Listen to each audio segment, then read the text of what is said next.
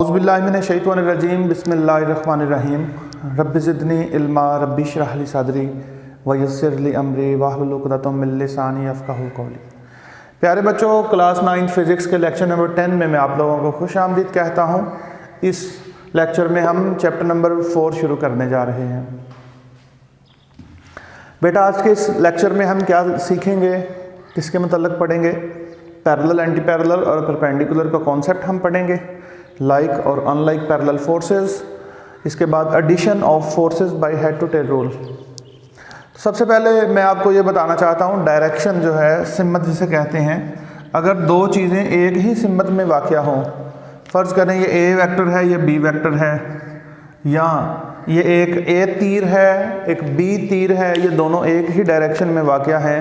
Arrow जो इनके तीर के निशान हैं वो एरो हेड हैं, वो बता रहे हैं कि दोनों की डायरेक्शन सेम है।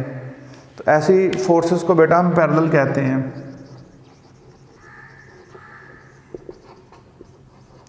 कोई भी दो चीज़ें इस तरह से होंगी तो वो एक दूसरे के पैरेलल कहलाएंगी।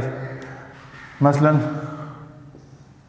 ये भी एक दूसरे के पैरेलल हैं क्योंकि इन्होंने कभी भी टर्न ले रहे हैं, दोनों के हर एक पॉइंट के ऊपर दोनों का जो फासला है वो सेम है। इनको भी हम पैरेलल ही कहेंगे। अगर वो चीज़ें आगे बढ़ती जाएं और अगर उनका दरमियानी फासला तब्दील ना हो, सेम रहे, ऐसी चीज़ों को हम पैरेलल कहते हैं। और बेटा, अगर डायरेक्शन अपोजिट हो, इसको हम एंटी पैरेलल कहते हैं। अपोजिट डायरेक्शन को हम एंटी पैरेलल कहते हैं।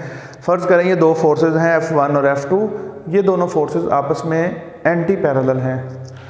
और बेटा, अगर ऐसी हो सिचुएशन या ऐसी सिचुएशन हो कि एंगल 90 का बने दोनों के दरमियान, ऐसी फोर्सेस को F1 और F2 फोर्सेस हैं, ये दोनों आपस में 90 का एंगल बना रही हैं। हम इन दोनों की डायरेक्शन आपस में परपेंडिकुलर हैं। These two forces are perpendicular to each other. ठीक है बेटा, पैरेलल, एंटी पैरेलल, परपेंडिकुलर की समझ आ गई है।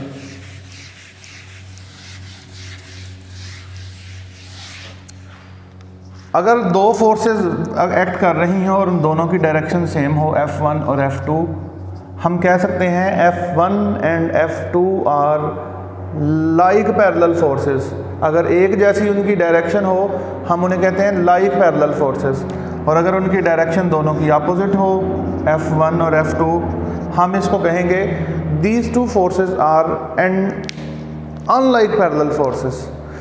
If the direction of the parallel forces are same, then we can say that these two forces are called like parallel forces. और अगर इनकी डायरेक्शन opposite हो, then these forces are called unlike parallel forces. बेटा, आज के हम अपने असल मौजू की तरफ बढ़ते हैं, जो हमारा आज का मौजू था हेड टू टेल रूल। बेटा, स्केलर को स्केलर में ऐड किया जा सकता है, वेक्टर को वेक्टर में ऐड किया जा सकता है। याद रखना आपने, 2x स्केलर नंबर है, 5x स्केलर नंबर है, इन दोनों को ऐड करने के लिए हम हेड टू टेल रूल इस्तेमाल करते हैं। आप जानते हैं हेड टू टेल रूल क्या है? दो वेक्टर्स को, दो फोर्सेस को जमा करने का तरीका। बेटा याद रखिएगा, 2 को 5 में ऐड करना हो तो ये दोनों स्केलर नंबर हैं और इनको हम अलजेब्रा के मेथड से ऐड करेंगे। लेकिन अगर दो वेक्टर हों, वेक्टर क्वांटिटीज़ दो हों, उनको अगर हम ऐड करना चाहें तो हम उनको स्केलर के रूल के मुताबिक, अलजेब्रा के रूल के मुताबिक हम उनको ऐड नहीं कर सकते। उसके लिए we will have to follow the special rule that is called head to tail rule. आज हम हेड टू टेल रूल पढ़ेंगे। याद रखनी है, ये अहम पॉइंट याद रखना है बेटा। स्केलर को स्केलर में ऐड किया जा सकता है किस मेथड के ज़रिए से? अलजेब्रा के मेथड से। वेक्टर को वेक्टर में ऐड किया जा सकता है किस मेथड के ज़रिए से? हेड टू टेल रूल के ज़रिए से।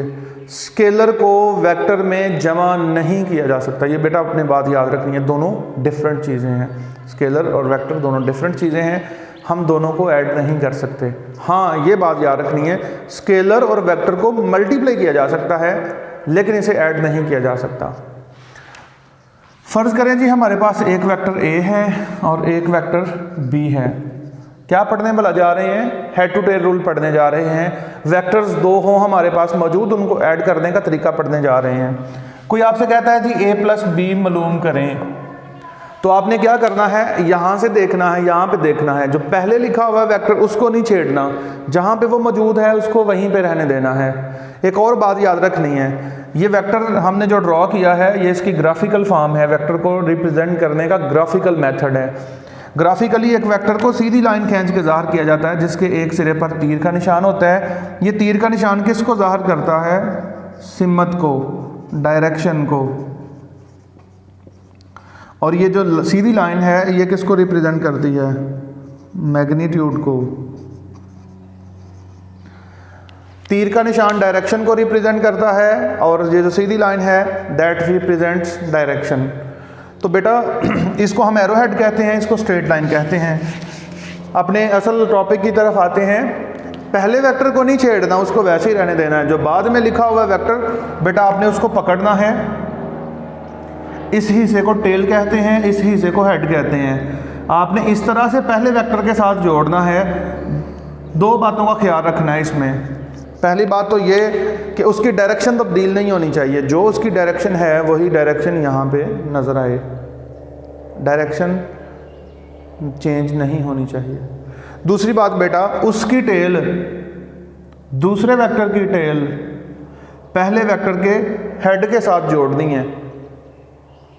और अगर फ़र्ज़ करें कोई तीसरा वेक्टर भी होता हमारे पास सी, तो हमने क्या करना था, इसको पकड़ के दूसरे के साथ जोड़ना था, इस तरह डायरेक्शन तब्दील ना हो और उसकी टेल दूसरे वेक्टर के हेड से जोड़ दें। चौथा वेक्टर होता तो तीसरे के साथ जोड़ना था, पांचवा वेक्टर होता तो चौथे के साथ जोड़ना था। लेकिन हर दफ़ा जब आप नया वेक्टर पिछले वेक्टर के साथ जोड़ेंगे तो मेथड वही है कि उसकी टेल को पहले वेक्टर के हेड के साथ जोड़ना है। हमने जो मिसाल ली है उसमें दो ही वेक्टर हैं, a प्लस बी हमने मालूम करना है, लिहाजा हमने हेड टू टेल रूल से इन दोनों वेक्टर को जोड़ लिया।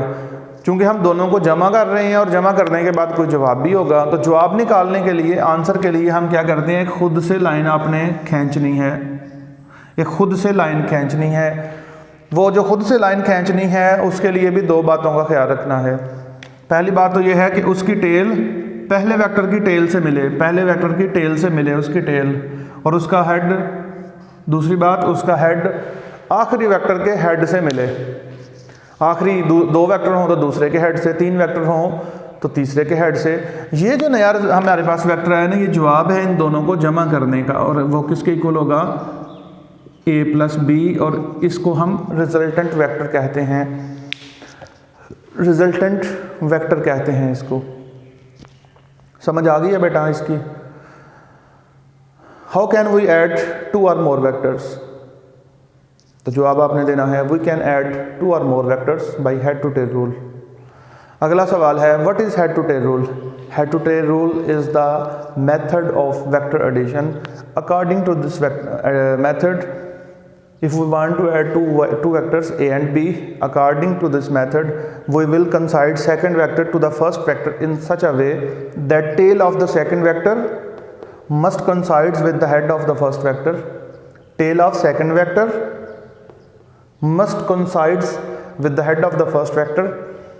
This, after that we will draw a resultant vector whose tail will be at the tail of the first vector and whose head at the head of the last vector.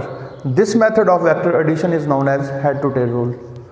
तो बेटा page number 86 के ऊपर ये head to tail rule था। सबसे पहले इस resultant force, ये जो जवाब है, ये जो रिजल्टेंट वेक्टर है, इसकी डेफिनेशन उन्होंने लिखी हुई है। बुक्स खोलें ज़रा, पेज नंबर 86 देखें। Resultant force is a single force. ये जो रिजल्टेंट फोर्स होती है ना, ये एक सिंगल फोर्स होती है, मतलब इन सब का कंबाइंड इफेक्ट है। जो इन दोनों ने मिल के काम करना था, अकेला रिजल्टेंट वो काम करेगा। और resultant force is a single force, ये एक सिंगल फोर्स होती है that has the same effect, जिसका वही असर होता है। कौन सा असर?